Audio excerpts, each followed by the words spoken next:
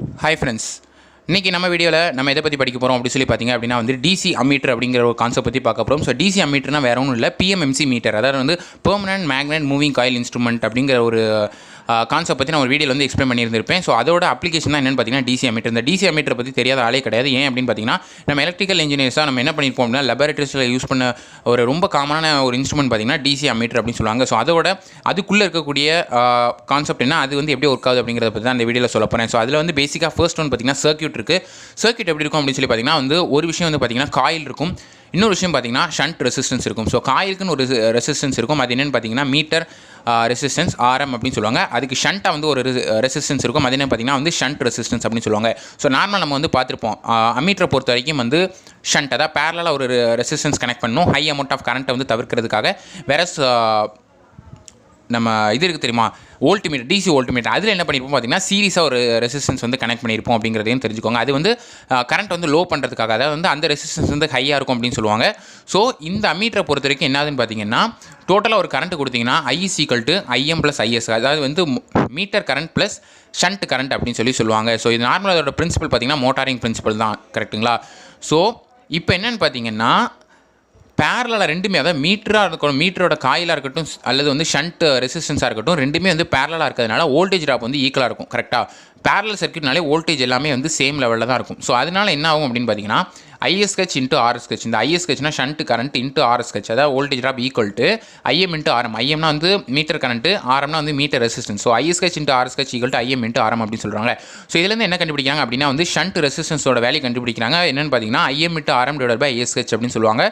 And also இவங்க என்ன பண்ணுறாங்க அப்படின்னா total current minus meter current equal to shunt current அப்படின்னு சொல்லி இந்த ஈக்குவேஷன் வந்து ரீஅரேஞ்ச் பண்ணி எழுதி ISHக்கு பதிலாக I - IM அப்படின்னு சொல்லி சப்ஸ்டியூட் பண்ணுறாங்க. ஸோ இதுக்கப்புறம் எடுத்து இந்த IM வந்து கீழே கொண்டு வந்து கேன்சல் பண்ணிட்டு கடைசியாக ஓவராலாக ஈக்குவேஷன் எப்படி கிடைக்கும் அப்படின்னு பார்த்தீங்கன்னா shunt resistance equal to RM / M - 1 அப்படின்னு சொல்கிறாங்க. ஸோ இந்த M - 1 என்ன அப்படிங்கிறத நான் அடுத்ததாக சொல்கிறேன் உங்கள்கிட்ட. ஸோ நீங்களே வந்து சைடில் ஒரு பென் அண்ட் பேப்பர் வச்சு நீங்கள் நோட்டில் வந்து இந்த எக்ஸ்பிரஷன் எழுதி பார்த்தீங்கன்னா உங்களுக்கு வந்து ஃபைனலாக அந்த ஈக்குவேஷன் கிடைக்கும். வாங்க அடுத்து உள்ள அனலைசிஸ் என்ன அப்படின்றத பார்க்கலாம்.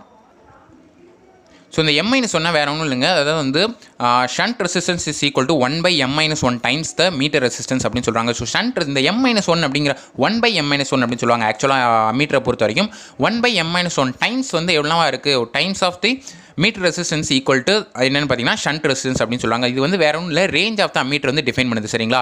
ஸோ இந்த ஷண்ட் ரெசிஸ்டன்ஸ் வந்து பொதுவாக எப்படி இருக்குன்னு பார்த்தீங்கன்னா ரொம்ப வந்து லோவாக இருக்கணும் அப்படின்னு சொல்லுவாங்க. ஏன்னா வந்து பேரலாக இருக்கிறதுனால அந்த கரண்ட் வந்து ரெண்டு இடத்துல பிரியுது, கரெக்டாக. ஸோ இது லோவாக இருந்ததுன்னா ஹை அமௌண்ட் ஆஃப் கரண்ட் வந்து இதில் பாஸ் ஆயிரும். ஸோ கண்டிப்பாக இதில் low amount of current pass ஆனால் அந்த காயில் வந்து டேமேஜ் ஆகாமல் கரெக்டாக ஒர்க் ஆகுங்கிறதுனால என்ன பண்ணுறாங்கன்னா ஒருவேளை ஹை அமௌண்ட் ஆஃப் கரண்ட் இருந்ததுன்னா அதை வந்து ஷண்ட் ரெசிஸ்டன்ஸ் வந்து பாஸ் பண்ணிடுவாங்க. அப்போ அதனால வந்து ஷண்ட் ரெசிஸ்டன்ஸ் வந்து எப்பவுமே லோவாக இருக்கணும் அப்படின்னு சொல்லுவாங்க. ஒருவேளை அதோட ரேஞ்சை கூட்டணும்னா இந்த 1/M - 1 அப்படிங்கிற டேர்ம் வந்து கூட்டினாலே போதும், அதனால ஆட்டோமேட்டிக்காக ஷண்ட் ரெசிஸ்டன்ஸோட ரேஞ்ச் வந்து கூடிடும் அப்படின்னு சொல்கிறாங்க. அம்மீட்டரோட ரேஞ்ச் வந்து கூடும் அப்படின்னு சொல்கிறாங்க. இந்த 1/M - 1 பேர் என்ன பார்த்தீங்கன்னா மல்டிப்ளேயர் ஆஃப் அம்மீட்டர் அப்படின்னு சொல்லுவாங்க. வேறு ஒன்றும் கிடையாது அப்படிங்கிறத தெரிஞ்சுக்கோங்க. வாங்க அடுத்ததான் வந்து ப்ரிகாஷன்ஸ் அண்ட் ரெக்யர்மெண்ட்ஸ் பற்றி பார்க்கலாம். ஸோ ப்ரிகாஷன்ஸ் அப்படின்னு பார்த்தீங்கன்னா ப்ரிவென்டிவ் மெஷர்ஸ் அப்படிங்கிற மாதிரி சொல்லுவாங்க. ஸோ அது என்னென்னு பார்த்தீங்கன்னா connect ammeter in series with load. இது பேசிக்காக நமக்கு ரொம்பவே தெரிஞ்ச விஷயம்.